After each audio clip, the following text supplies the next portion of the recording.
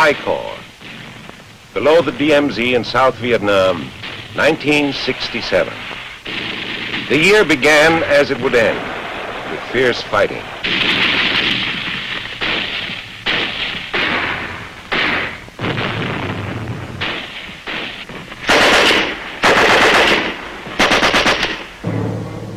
In February, right after the ceasefire for the Vietnamese New Year, the whole character of fighting changed. From the Mekong Delta in the south, north along the coast, to the bases of Chu Lai and Da Nang, from Quang Nai in southeastern I Corps to Hue and Quang Tri in the north, along the DMZ from the China Sea to the borders of Laos and Cambodia, Marines saw plenty of action.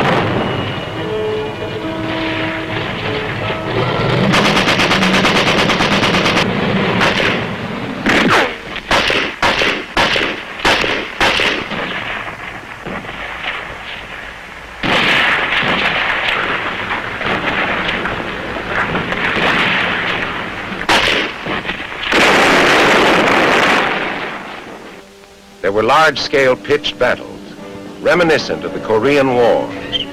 The taking and holding of strategic ground like Hills 861, 881. For the men who took and held them, it was rough. Just how rough it was is best described by PFC Henniger. Well, we were moving up on line towards the top of the hill, and they started dropping mortars in on us.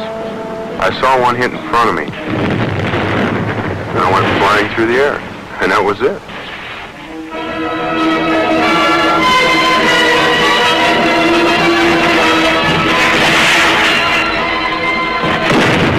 Golf Company, earlier situated on the crest of the hill, was trying to give the unit that was being hit some help.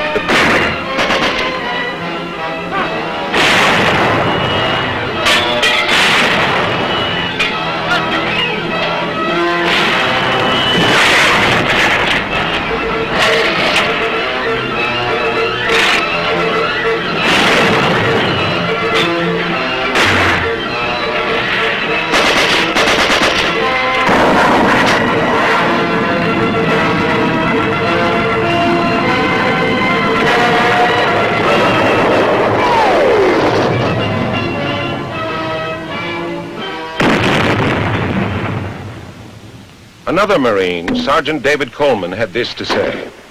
The NVA that were on the hill that day was just as well trained as we were, and they weren't going to run for nothing.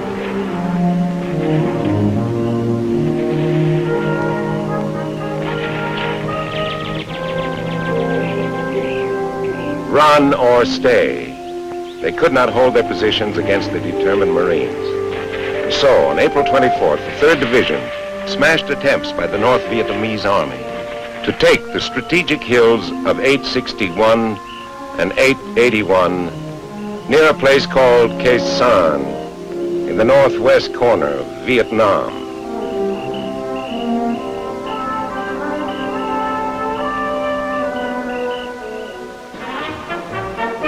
On May 31st, 1967, the Marines in Vietnam said a temporary goodbye to a good friend. General Lewis Walt was relieved, and General Cushman assumed command of I Corps. Remember, General Walt reminded his troops. There is more in this war than fighting and killing. We are here not only to destroy the enemy, but to help rebuild that which he has destroyed. 1967 also saw the continued movement of Marine jet squadrons from the United States to the combat zone of Vietnam in their own aircraft. This transpac of jet squadrons was more than a demonstration of the flexibility of the Marine Air Arm. Now, only hours from El Toro Marine Air Station near Los Angeles, these planes are also only hours from bases at Chu Lai or Da Nang.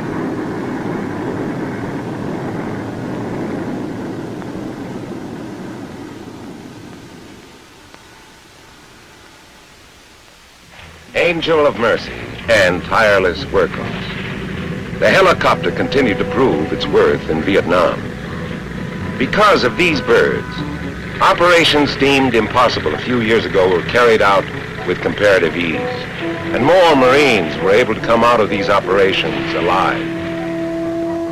The CH-53 came into its own as a real weightlifter, retrieving enough downed choppers to re-outfit 2 Marine squadrons.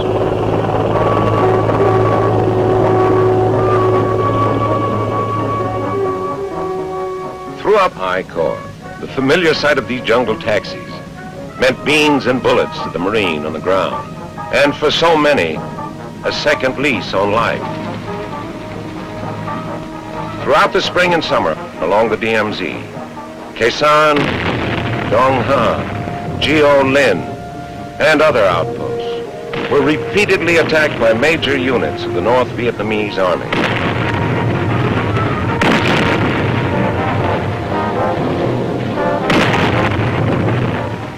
Con Tien symbolized not only the Leatherneck's traditional guts, it came to represent the whole of our determined stand throughout Vietnam. This determination is best described by PFC Burt Lancaster, a Marine who was at Con Tien. Well, we're here, and everybody wants to get back home. And you don't like seeing your friends hurt, killed. I just want to say we're over here for a cause, and I'm fighting for it. I wouldn't go home now even if I could. And that's the truth. I just believe in what we're fighting for. I wouldn't have it any other way than being somewhere else.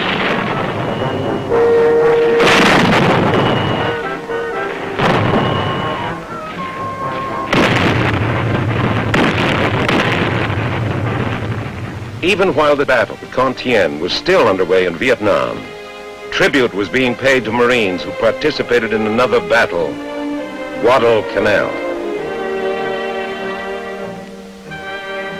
The 25th anniversary of this historic event occurred in August, and among those paying tribute was Sergeant Major Vuza, a fearless islander who saved the lives of many Marines. There were other Marine Corps operations in Vietnam during 1967, starting with Operation Deckhouse in the Mekong Delta to the Prairie Operation along the DMZ, a list too long to be recited, a list not without its casualties.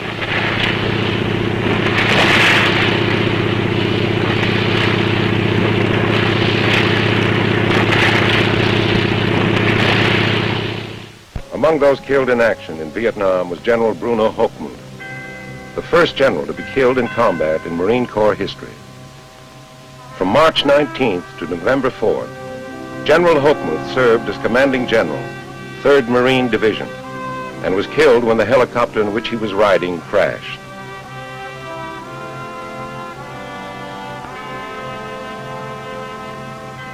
A distinguished chapter in Marine Corps history was closed when General Holland M. Howlin' Mad Smith died in San Diego on January 12th.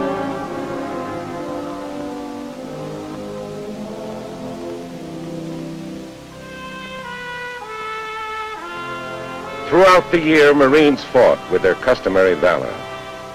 By year's end, 6 medals of honor had been awarded to them for actions in Vietnam, 3 posthumously.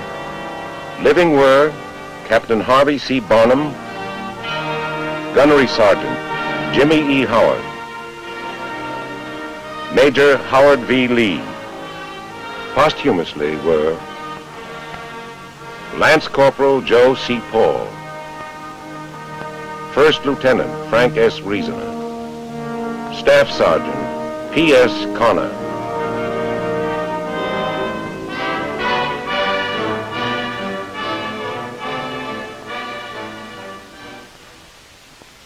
At home, there were other significant activities. Marine training increased in tempo and became more oriented toward the conflict in Vietnam.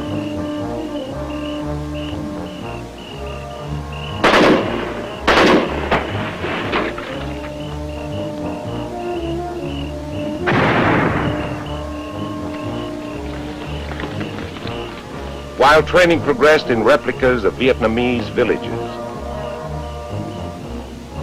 Marine Corps also held cold weather training in Scandinavian countries. Elsewhere around the world, Marines continue to meet our national commitments despite the demands of combat in Vietnam. Marine veterans from Vietnam also served at the United States Pavilion throughout Expo 67 in Montreal, Canada. President Johnson underscored the importance of the Marine Corps' role today. Visiting Camp Pendleton, he helped celebrate both the 25th anniversary of this big training base and the Marine Corps' 192nd birthday.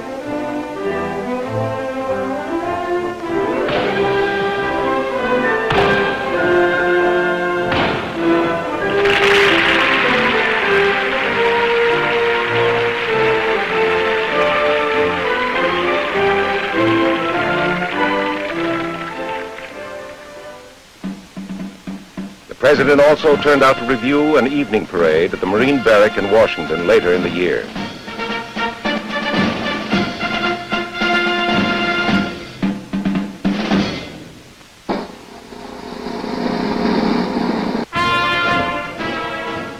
In December, Captain Charles Ross was a principal in the first White House wedding in 50 years.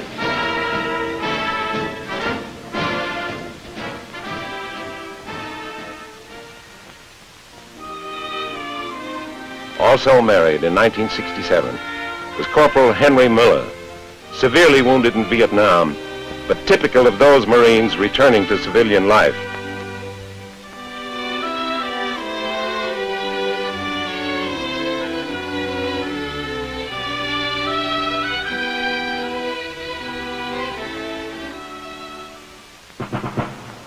Over 70,000 Marines were on duty in Vietnam by year's end when General Wallace Greene turned over command of the Corps to General Leonard Chapman in the nation's capital. President Johnson had this to say about the retiring commandant. Under General Greene's inspiring guidance and dynamic leadership, the Marine Corps reached a high level of readiness and managerial efficiency during a period of worldwide tensions, conflicts, and challenges to the national security of the United States. The United States Marine Corps, in the 192nd year of its history, continued to carry out its mission.